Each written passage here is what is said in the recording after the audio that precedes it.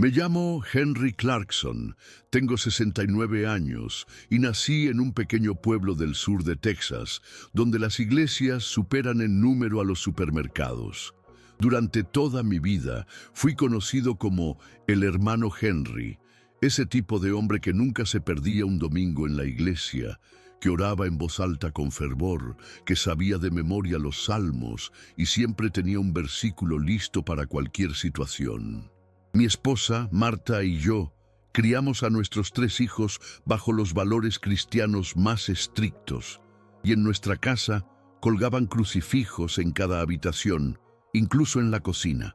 Trabajé durante décadas como maestro de escuela dominical y no falté ni una sola Pascua. Era el primero en llegar y el último en salir de cualquier evento de la iglesia. Siempre creí que estaba haciendo lo correcto, que mi devoción era suficiente, que el simple hecho de estar presente, de participar, de parecer un buen cristiano, ya me aseguraba un lugar en el cielo. Esa era mi vida, firme y estructurada, hasta aquel día de septiembre de 2023. Fue un martes como cualquier otro. Había salido temprano por la mañana a caminar, como solía hacer desde que me jubilé. Tenía esa costumbre de recorrer unas 5 o 6 cuadras alrededor del vecindario, con mi vieja gorra azul de los Texas Rangers y una botellita de agua en la mano. El cielo estaba claro. El aire olía a hojas secas y a pasto recién cortado. Me sentía bien, más ligero de lo usual, como si algo en mí estuviera más en paz que otros días. Recuerdo que incluso pensé en voz alta: «Gracias, Señor, por esta mañana tan serena». No tenía ni idea de que, unas horas después, estaría al borde de la muerte. Todo comenzó después del almuerzo, cuando sentí una presión extraña en el pecho, como si alguien invisible me empujara con ambas manos. No era exactamente dolor, era más bien una advertencia, como un golpecito suave que decía: «Prepárate». Pero en ese momento no lo entendí así. Me senté en mi sillón favorito del porche con la intención de descansar un rato, pero esa sensación en el pecho no se iba. Se transformó lentamente en algo más pesado, como si me hubieran colocado una piedra caliente justo entre las costillas. Marta estaba en la cocina, tarareando un himno antiguo, completamente ajena a lo que me estaba pasando. Traté de llamarla, pero mi voz salió como un susurro apenas audible. En ese momento, sentí que algo no andaba bien de verdad. Me levanté con dificultad, apoyándome en el brazo del sillón, y empecé a caminar hacia la puerta. Di 3 pasos y el mundo simplemente se inclinó. Todo lo que vi fue una explosión de luz blanca, como cuando uno cierra los ojos con fuerza bajo el sol, y después, oscuridad. Recuerdo claramente el sonido de algo caer, mi cuerpo, supongo, y luego nada más que silencio. Un silencio tan denso que me hizo olvidar por completo que alguna vez existieron sonidos. No sé cuánto tiempo estuve fuera, pero lo siguiente que recuerdo no fue ni confusión ni miedo, sino una calma tan profunda que casi parecía ajena a mí. Me encontraba de pie, aunque no sentía mis pies, en un lugar sin forma, sin paredes, sin techo. No era ni claro ni oscuro, más bien una especie de neblina suave que envolvía todo. Lo más extraño era que no sentía el cuerpo como uno normalmente lo siente.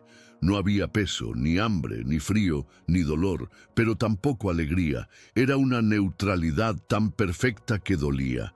Miré mis manos, o lo que creí que eran mis manos, y vi solo contornos, como humo con conciencia. En ese instante entendí que algo había cambiado de manera irreversible. Ya no estaba en mi casa, ni en este mundo, y sin embargo no me asusté. Esa tranquilidad absoluta tenía algo hipnótico, como si fuera diseñada para que uno no quisiera regresar. Lo que me sacó de ese estado de aceptación pasiva fue una presencia. No vi a nadie, no escuché pasos, pero sentí, con una certeza imposible de explicar, que no estaba solo. Era como si algo o alguien estuviera me observando desde dentro de esa niebla suave. No era una amenaza, tampoco era consuelo, Era juicio, una especie de mirada invisible que me atravesaba por completo, como si pudiera ver cada rincón de mi alma, cada recuerdo, cada pensamiento escondido. Sentí un peso sobre mí, pero no físico. Era más como una carga emocional gigantesca que de pronto se activó. Y fue entonces cuando empecé a recordar. No momentos felices, no mis logros en la iglesia, no los cumpleaños de mis hijos. Lo que venía a mi mente eran detalles, cosas pequeñas que yo había enterrado.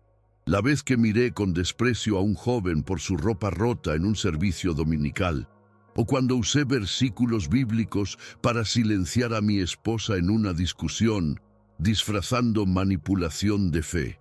Las escenas aparecían delante de mí como si flotaran en pantallas invisibles, una tras otra, sin pausa. Era imposible mirar hacia otro lado. Me sentí expuesto como nunca antes, y con cada recuerdo una sensación de vergüenza profunda me invadía, como si estuviera parado desnudo frente a toda la verdad. Entonces, escuché, sin boca ni voz, pero claro como un trueno mental: conociste mi nombre, pero no mi rostro. Esa frase me partió en dos. La repetí en mi mente, tratando de entenderla, pero no había interpretación ambigua. Supe, en lo más profundo de mí, que durante toda mi vida me había aferrado a símbolos, a rutinas, a apariencias, pero no había buscado un encuentro real con Jesús. Había adorado el ritual, no al Redentor. Me sentí estafado, pero la estafa era mía. Yo había sido quien se conformó con la forma vacía, y ese juicio, aunque no era cruel, tampoco tenía piedad. Era verdad pura, sin adornos. En ese lugar sin tiempo, donde el pasado y el presente parecían entrelazarse, comprendí cosas que en la tierra me habrían parecido intolerables. Vi mi vida entera como si fuera un tejido, y cada hilo representaba una decisión, un pensamiento, una intención. Lo que más me estremeció fue darme cuenta de que incluso mis actos buenos muchas veces nacían del orgullo, de la necesidad de ser visto como un hombre piadoso y no del amor verdadero hacia Dios o hacia las personas. Vi claramente cómo en más de una ocasión rechacé ayudar de corazón a alguien porque no se lo merecía o porque no era parte de nuestra comunidad. Y todo eso envuelto en la falsa seguridad de que era un siervo fiel. No sentí castigo, pero sí una revelación devastadora. Había vivido como un actor en un escenario religioso, convencido de que la obra era la vida real. Y lo peor, ni siquiera me había dado cuenta. Fue entonces cuando la niebla empezó a cambiar. Ya no era solo un vacío suave, empezó a tomar forma, como si el espacio mismo respondiera a mis pensamientos. Frente a mí apareció algo que jamás podré describir del todo. No era un rostro, pero sí una presencia, majestuosa e imponente y al mismo tiempo infinitamente triste. Esa tristeza me rompió por dentro, no porque me juzgara con dureza, sino porque me hizo sentir que había decepcionado a alguien que me amaba más de lo que yo jamás podría entender. No sentí palabras, pero lo que esa presencia transmitía era claro. Yo estuve ahí todo el tiempo, esperando que dejaras de hablar de mí y empezaras a hablar conmigo. Eso me desarmó. Me di cuenta de que nunca había tenido una conversación real con Jesús. Siempre recité oraciones prefabricadas, me escondí detrás de versículos, pero jamás abrí el corazón con sinceridad. Jamás lo busqué de verdad. No supe si llorar, si caer de rodillas, pero ahí no había rodillas ni lágrimas, solo había verdad, cruda, irrefutable. En ese instante sentí algo que me heló, una especie de distancia creciente, como si esa presencia comenzara a retirarse poco a poco, no con enojo, sino con dolor. Era como cuando alguien se cansa de esperar en silencio durante años y finalmente se da la vuelta para irse. Y yo sentí pánico, no un pánico físico, sino algo mucho más profundo, el miedo de haber perdido la única oportunidad que realmente importaba. Extendí mis manos, o lo que fueran esas extensiones de mi conciencia, y grité desde lo más hondo de mi alma: «No te vayas, no me dejes así». No fue una súplica religiosa, fue la súplica de un niño que por fin entendía quién era su padre. Y en ese momento, por primera vez en mi vida, y digo esto con el alma desnuda, hablé con Jesús. No recité, no pedí nada, solo dije: «Perdóname, yo no te conocía», y eso lo cambió todo. Lo que ocurrió después no tiene palabras humanas suficientes, pero intentaré lo mejor que pueda. Sentí como si algo se rompiera en mí, como si la capa de religiosidad que había llevado puesta como una armadura toda mi vida se deshiciera en miles de fragmentos, flotando hacia el olvido. En su lugar, una luz surgió desde dentro de mí, no desde fuera. Era cálida, pero no quemaba. Era brillante, pero no cegaba. Y con esa luz vino una paz diferente a cualquier cosa que haya experimentado antes.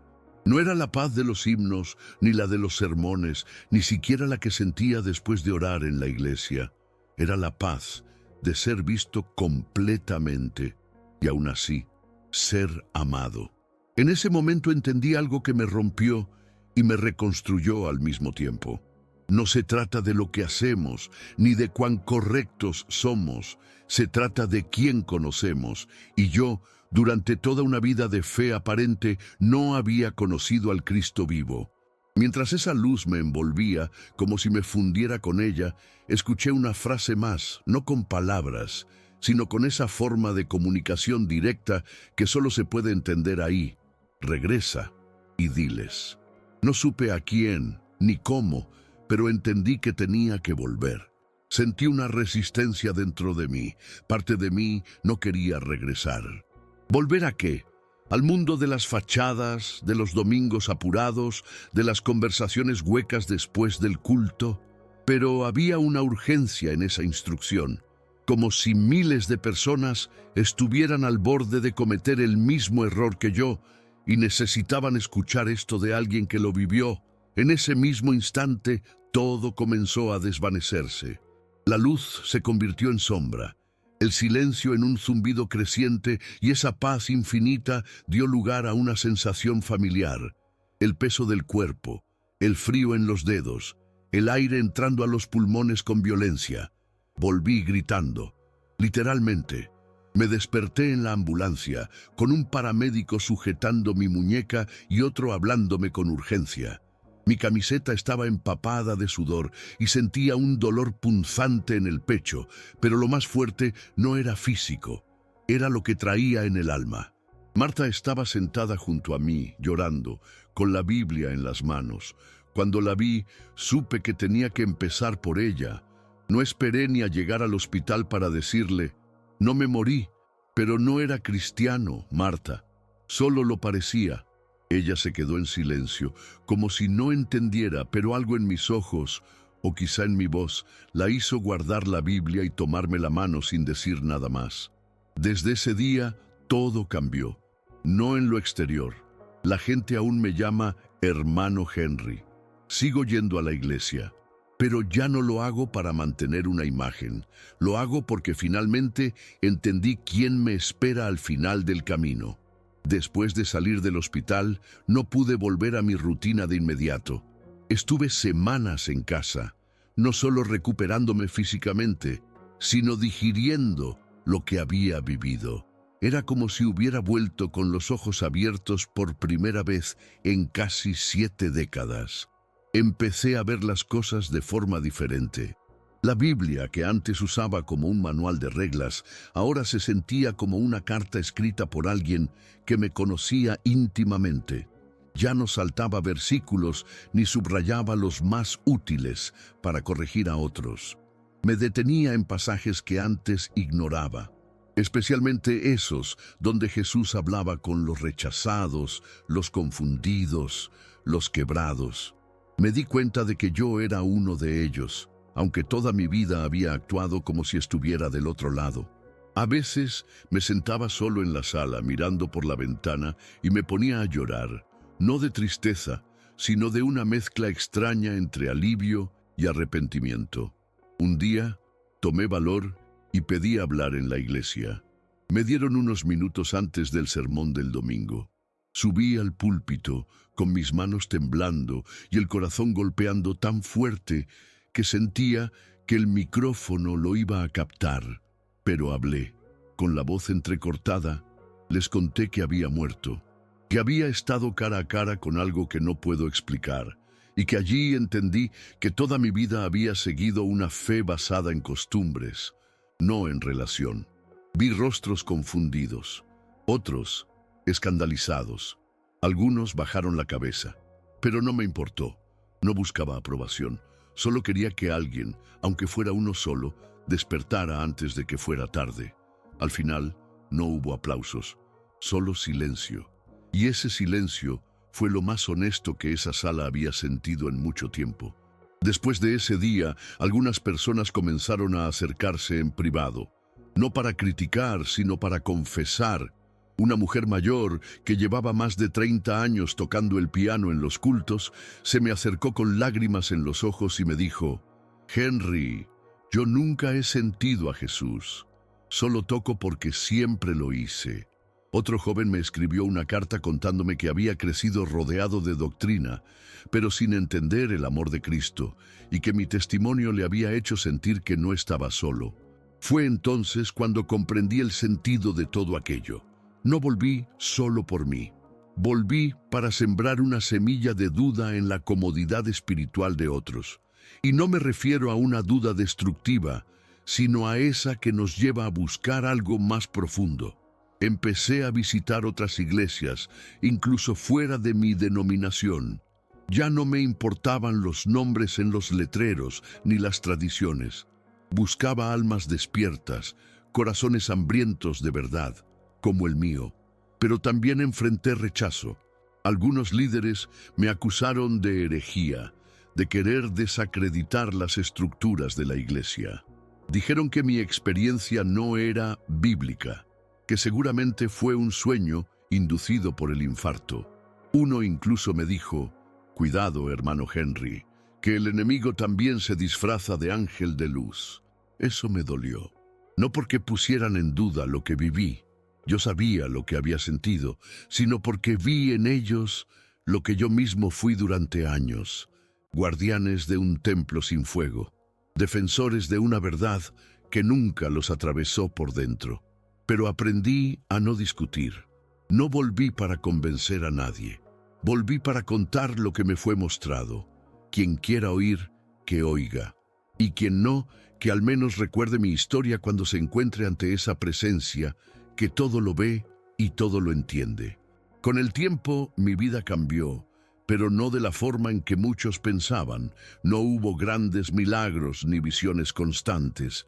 No sentí la necesidad de predicar en todas las esquinas o de hacer un alarde de lo que había experimentado. Mi revelación fue mucho más íntima, más sencilla. Me levantaba cada mañana, miraba al cielo y hablaba en voz baja: «Gracias, Señor, por darme otra oportunidad para conocerte de verdad». Ya no me importaban tanto las normas ni las expectativas de los demás. Aprendí a escuchar a las personas en vez de darles consejos rápidos. Aprendí que la fe no es un proyecto que se pueda completar con esfuerzo humano, sino una relación que debe cultivarse con humildad y paciencia. Mis amigos cercanos notaron el cambio. Ya no me veía como el sabio o el líder espiritual. Me veían como un hombre roto que había sido encontrado, pero que todavía estaba aprendiendo a vivir esa verdad. No fue fácil, no voy a mentir. Hubo momentos en los que el peso de mi revelación me hizo sentir aislado, como si estuviera caminando en un mundo paralelo al de los demás. La mayoría de las personas no estaban listas para escuchar lo que yo tenía que decir. La gente prefiere la fe cómoda, la que no cuestiona, la que sigue un camino predefinido.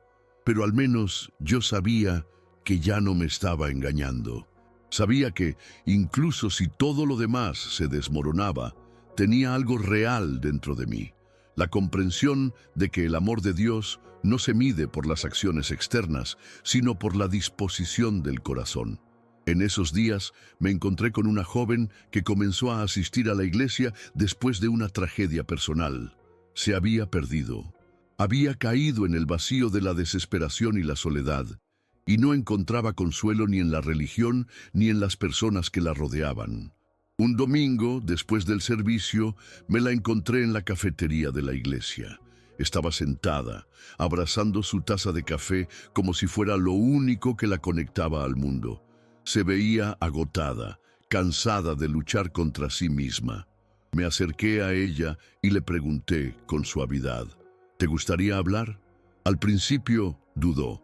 Me miró como si yo fuera un extraño, y quizás, en cierto modo, lo era. Pero le sonreí, y de alguna manera, eso la hizo abrirse. Fue allí donde comprendí que no estaba solo en este viaje. Todos, de alguna forma, estamos buscando algo más allá de las costumbres y rituales. Todos, en algún punto, necesitamos encontrarnos con algo que no se pueda explicar con palabras, algo que solo el corazón puede entender. Cuando me despedí de ella esa tarde, no le di ningún consejo religioso, ni le ofrecí soluciones rápidas. Solo le dije: no te rindas en tu búsqueda. La verdad siempre se muestra, aunque de maneras que no entendemos. Y vi en sus ojos por un instante una chispa de esperanza, como si hubiera tocado algo profundo dentro de ella. Esa fue la única retribución que me importó de mi experiencia. No cambiar a otros, sino ser una chispa que encendiera su propia búsqueda por la verdad, por una relación genuina con algo más grande que ellos mismos. A medida que pasaba el tiempo, fui comprendiendo que mi misión no era solo compartir lo que había vivido, sino invitar a otros a mirar dentro de sí mismos, a confrontar las sombras que habíamos dejado ocultas en nuestra fe. No era un mensaje de condena, sino un llamado a la reflexión. Lo más doloroso, quizás, es que vi con claridad que muchas personas a las que amaba y que pensaba que también amaban a Dios, seguían atrapadas en la misma trampa que yo había caído. La fe superficial, esa que solo se basa en lo que se ve, lo que se hace, pero no en lo que se siente. Me encontré hablando más con personas fuera de la iglesia que dentro de ella, porque aquellos que aún buscaban algo genuino se encontraban fuera de los límites de nuestras convenciones.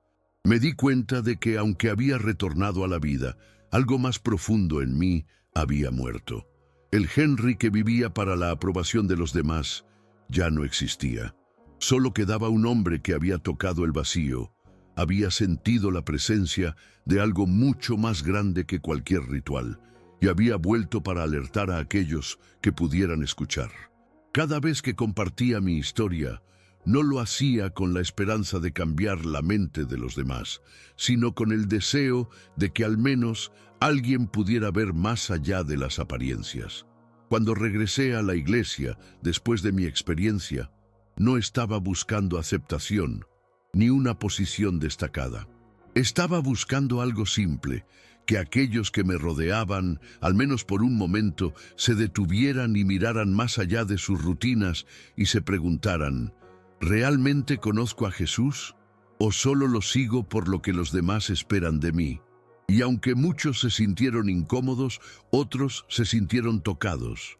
Recuerdo a un joven que se me acercó después de un servicio y me dijo: Henry, me has hecho pensar. Me he estado conformando con una fe prestada y ahora quiero encontrar la mía propia. Y con esas palabras supe que mi misión había comenzado. No era una misión de gloria ni de reconocimiento. Era una misión de despertar, de sacudir la comodidad espiritual que muchos de nosotros arrastramos sin darnos cuenta. Al mirar atrás, me doy cuenta de que la verdadera transformación no fue tanto lo que sucedió ese día en que casi muero, sino lo que vino después. Aquella experiencia me mostró que la vida no es un conjunto de reglas a seguir, ni una serie de victorias espirituales que podemos presumir. La vida es una relación continua con algo mucho más profundo y misterioso de lo que cualquier ritual pueda representar. Y esta verdad no es algo que puedas enseñar en un sermón o explicar con palabras elegantes. Es algo que solo puedes vivir. Como aquel joven que me dijo que su fe era prestada, entendí que la mayoría de las personas con las que había compartido mi vida religiosa estaban viviendo lo mismo, repitiendo oraciones, yendo a la iglesia, sirviendo a los demás, pero sin un corazón transformado. El hecho de que pudieran hablar del amor de Jesús sin haberlo experimentado realmente me hizo darme cuenta de lo lejos que había estado yo también de vivir una fe verdadera. El desafío entonces era y es el mismo: cómo vivir una fe genuina, cómo tener una relación real con Jesús y no solo una devoción de fachada. Eso se convirtió en mi pregunta diaria, y aunque no tengo todas las respuestas, algo que aprendí es que no podemos hacer que los demás despierten por nosotros. La gente tiene que llegar a esa verdad por su cuenta. Al final, no se trata de cambiar la iglesia o las denominaciones, sino de invitar a las personas a entrar en una experiencia personal con el Cristo vivo. Esa es la misión, despertar esa chispa en cada uno de nosotros. Y lo curioso es que, aunque yo creía que mi vida espiritual estaría completa al volver, me di cuenta de que solo comenzaba. Es un viaje continuo, y todo lo que puedo hacer es seguir buscando esa verdad, esa relación. Y si en el camino alguien se detiene y se pregunta, como yo me pregunté alguna vez, ¿realmente conozco a Jesús? Entonces sabré que no fue en vano. La vida, desde ese día, nunca más fue la misma. Aprendí a detenerme y a observar las pequeñas cosas que antes ignoraba, creyendo que no tenían importancia. Cada gesto, cada palabra, cada silencio, ahora tenía un peso diferente. Las oraciones, que antes hacía por obligación, ahora eran momentos de conversación íntima, de honestidad pura. Ya no tenía prisa, ya no tenía miedo de fallar o de equivocarme frente a los demás. Estaba aprendiendo a vivir sin máscaras, a comprender que la verdadera fe no se mide por las obras visibles, sino por la condición del corazón frente a Dios.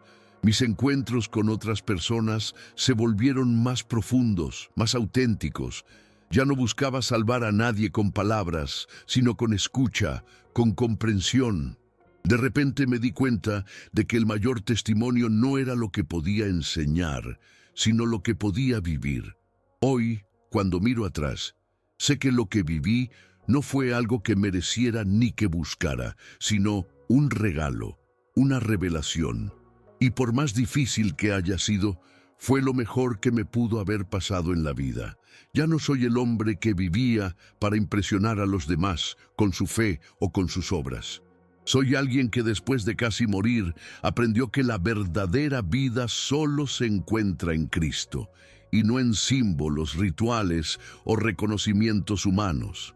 Mi misión ahora, como me dijo la presencia en esa experiencia, es simple: decir, no convencer, no forzar, solo compartir lo que me fue mostrado. Y tal vez, si alguien escucha, también pueda, como yo, descubrir la diferencia entre una fe que engaña y una fe que salva.